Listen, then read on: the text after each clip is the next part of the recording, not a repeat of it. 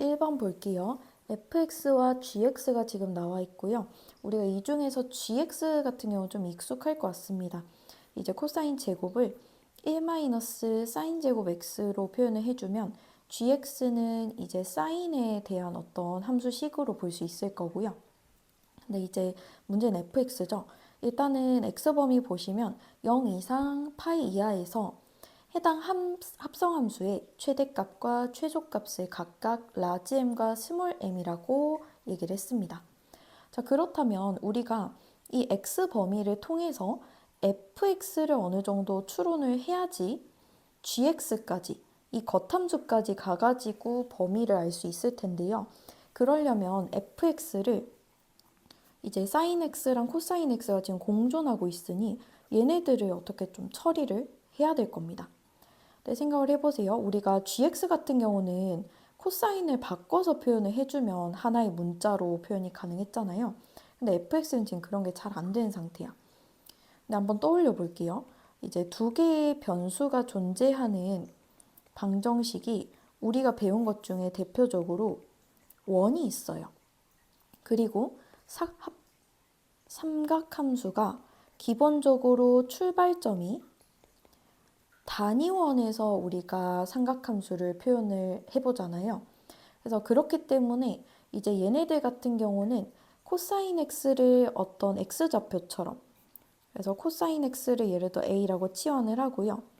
사인 x를 이제 b라고 치환한 이 a, b에 대한 이 애들, 어떤 이 점의 자취에 대해서 좀 생각을 해보면 fx에 대한 힌트를 얻을 수 있겠죠. 자, 그래서 이렇게 치환한다고 했을 때 a의 범위는 마이너스 1부터 1까지일 거고요. b는 0 이상 1 이하의 범위를 가지게 될 겁니다. 이유는 이 x값 범위 때문에 그런 거예요. 자, 그래서 이렇게 됐을 때 a, b의 자취를 생각을 해볼 건데, 참고로 사인 제곱 더하기 코사인 제곱이 이제 1이죠. 한마디로 원점이 중심이면서 이제 반지름의 길이가 1인 그 원과 뭔가 연결이 될 거라는 예측이 되실 겁니다. 이렇게 잡아주고요. 실제로 이제 그래프는 b의 범위를 보셨을 때 y좌표 범위가 0 이상 1 이하기 때문에 반원의 형태가 그려지게 될 거예요. 그래서 이렇게 반원으로 잡아줍니다. 그래서 여기 축이 a, 여기 축이 b, 마일 1, 1 이런 식으로. 그래서 a, b가 나타내는 도형은 다음과 같고요. 우리가 이제 생각해 봐야 될 거, fx가 존재하려면 어떻게 되어야 하는 것인가? fx가 이제 존재하는 조건은요. 이제 하나의 직선을 잡아봅니다. 이 상수 k라고 해가지고 어떤 이런 직선을 잡아줄 때 이 직선과 fx가 그리고 반원이 둘이 만나야 되겠죠.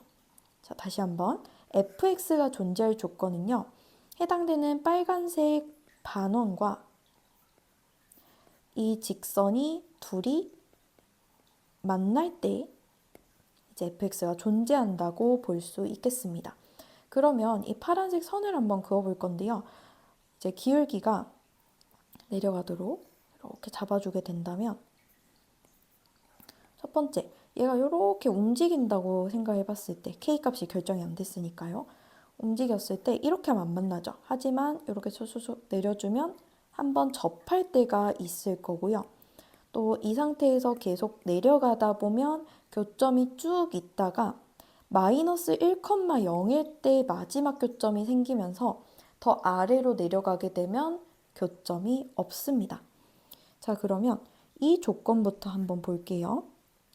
얘 같은 경우는 이제 어떻냐면 이 원의 중심에서부터 해당되는 직선까지 떨어진 거리가 1일 때죠. 즉 0,0에서부터 해당되는 직선까지 떨어진 거리가 1일 때입니다. 그러면 점과 직선 사이의 거리 공식을 활용할 수 있겠죠. 그래서 그 공식을 활용하게 되면 그의 제곱, 개수들의 제곱 하고 00 집어넣고 절대값을 붙여주면 이게 1이 된다는 거지. 자, 그래서 루트 안에 거 한번 계산을 해보면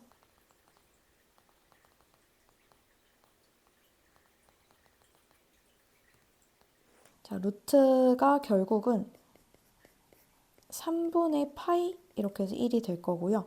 그러면 k는 3분의 파이라는 값을 얻어볼 수 있겠죠.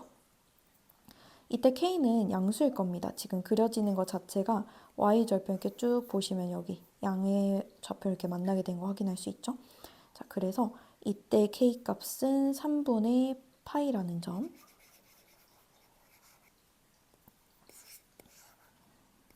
이렇게 해서 하나가 있고요.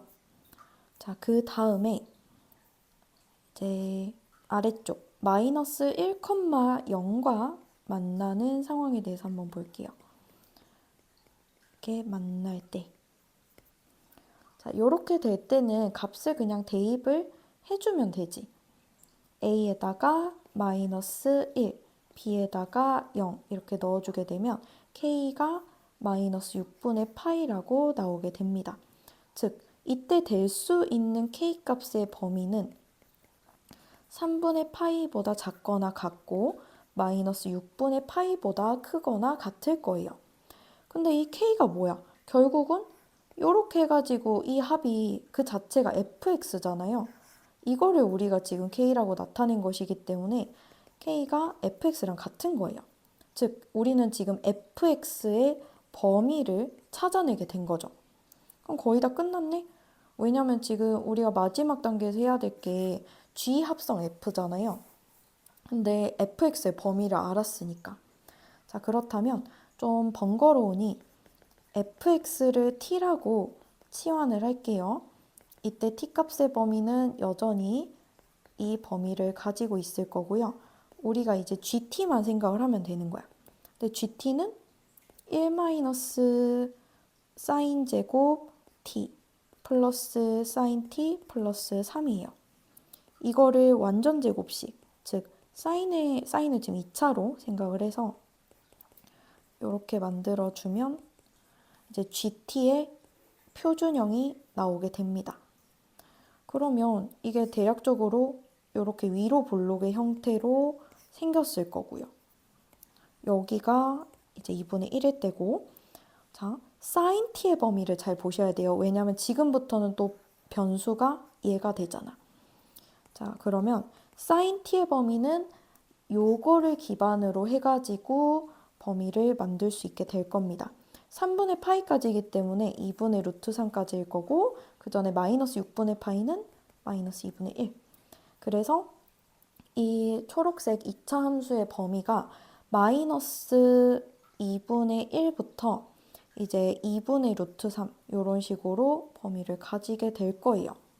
자, 그렇다면 최대값은 언제 발생을 하냐면 이때 이제 최대가 발생을 하게 될 거고요. 마이너스 2분의 1일 때 최소값이 발생하게 될 겁니다. 자, 그럼 우리가 원하는 게 뭐였어? 최대값과 최소값을 실제로 구하는 거였죠. 자, 그래서 최대값은 sin t가 뭐일 때? 2분의 1일 때 함수값이 4분의 17로 나오게 될 거고요. 최소값은 sin t가 얼마일 때? 마이너스 2분의 1일 때 대입을 해서 계산을 해주면 4분의 13이 나오게 될 겁니다. 따라서 최종적으로 답은 이제 얘네 둘이 더해주고 10배를 해주면 되는 거죠. 4분의 30에다가 10을 곱하는 거니까 결국 답은 75가 되겠네요.